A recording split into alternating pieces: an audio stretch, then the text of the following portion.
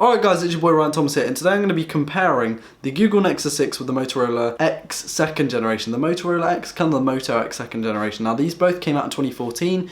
The Nexus 6, although I did say was the bigger brother of the Moto X, actually came out a month later, and so it's the younger but bigger brother. So they both came out in late 2014, and on the outside you can tell they're related. They've got very similar frames. They both use metal rails round the outside. It's almost like a continuous circular kind of frame thing, and then you do have the different finishes on the back, and both have Gorilla Glass on the front.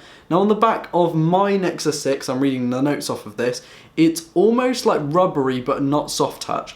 Whereas with the Moto X, it was kind of the black one, at least when I had that was more of a soft touch and less of a rubbery kind of finish. So I think they both feel absolutely amazing in the hand. Like, they feel really premium with the Gorilla Glass on the front, the metal rails, to grip onto, and then obviously the nice back.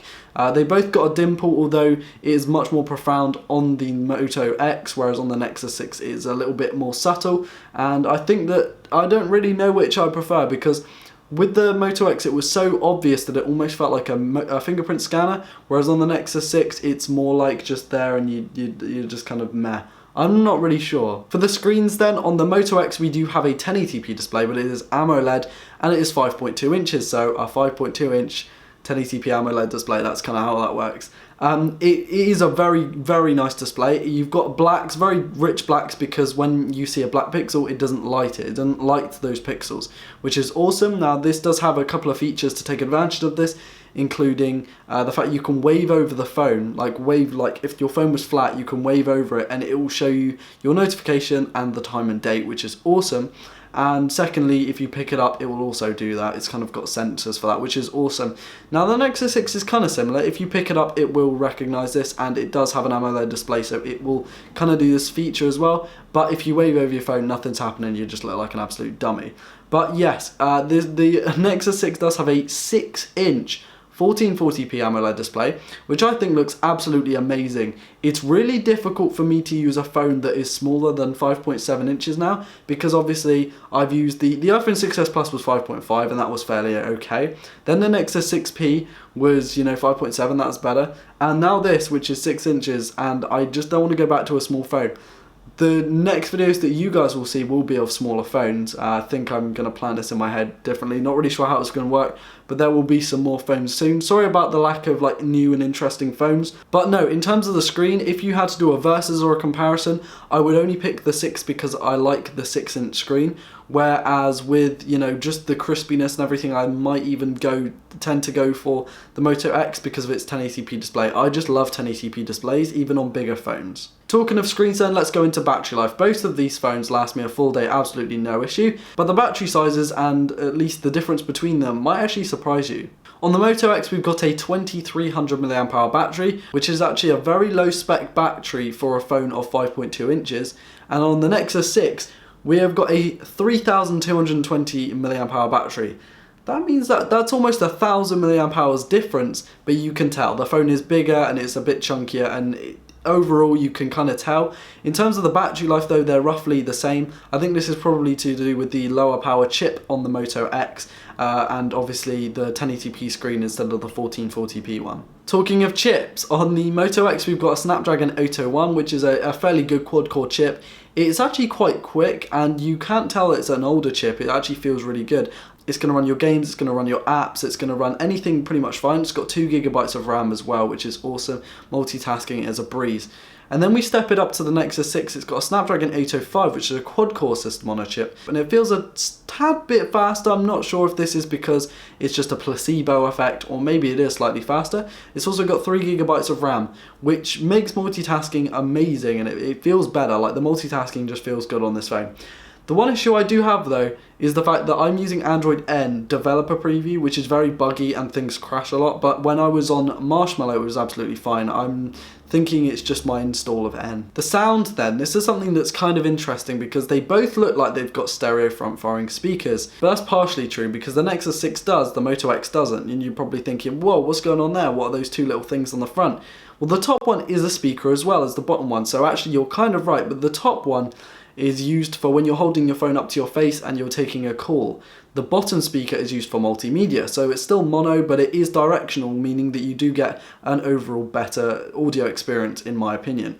The Nexus 6 though takes the cake here. It has stereo front-firing speakers that sound pretty incredible, and because they're further apart, because it's a 6-inch display, you're getting a really nice crispy experience. I would say that they are as good as boom sound, and I wouldn't say they were as good as the Nexus 6P, and they're one of the best sets of speakers I've ever heard on a phone, which is awesome. The cameras then, on paper they're kind of the same. At the back you've got a 13 megapixel sensor on both, where with the glass on the Nexus 6 you've got an f2.0 lens as opposed to the f2.2 lens on the Moto X. They both got dual flash, but it's meant to be a ring flash, it's just more of a dual flash really. And on the front they've both got 2 megapixel cameras capable of shooting 1080p video. Now, the 4K video that comes out of both of these is not the best, but I still think is pretty good. The Nexus 6 feels a little bit better and the autofocusing might work a little bit better. Again, might be a placebo, but I felt that it did kind of act a little bit faster. Not sure if that's the app, because the app is a little bit different. On the Moto X, you kind of, in the default app, tap the screen to take a photo, whereas with the Nexus 6, it's actually got a fully fledged camera app. Now, with the different features, neither of these have removable backs or removable micro SD card expansion storage, so you can't really do anything extra there. But the Nexus 6 has Qi wireless charging, which allows you to place your phone on a wireless charger, whereas the Moto X doesn't have that, but it does have Quick Charge 2.0, meaning that you charge your phone quicker. Now, I'm not sure if this has it too, the Nexus 6. It doesn't say on the spec sheet that it does have Quick Charge at all, but it does feel pretty quick to charge the battery. Maybe that's just me, I'm not sure. Again, some extra features, you know, they haven't got any IR blaster or fingerprint readers, which, I mean, the fingerprint readers really annoy me. Like, it's got to the stage where I need a fingerprint scanner on a phone, otherwise it just annoys me, just not having one to secure my phone. I don't like the use of passwords because I have so many of them and I can never keep up. But, I mean, just the lack of fingerprint scanners, it really bugs me. This is my favourite Nexus of all time, the Nexus 6, and the reason that I can't call it the best is because of the fingerprint reader, or that lack thereof. With the Moto X, again, you don't have that. If the dimples on the back of these phones were fingerprint scanners secretly, and they hadn't been like released and you could do a hack that enabled them or something, I would love that, but unfortunately no, I'm sorry guys. So I'm going to have to say that, you know, the lack of fingerprint scanner drops the score by a good 1 or 2 points out of 10, because I just, you know, we're so used to them on phones nowadays. Right, I'm putting the specs down now, I'm putting it there. Now this is just plainly my opinion. I feel both of these phones are absolutely incredible phones. They cost you about between £150 and £200 in the UK, depending on the condition and also how, you know, how old they are and stuff. I would say that these are two of the best phones that I've been able to try over the past few months.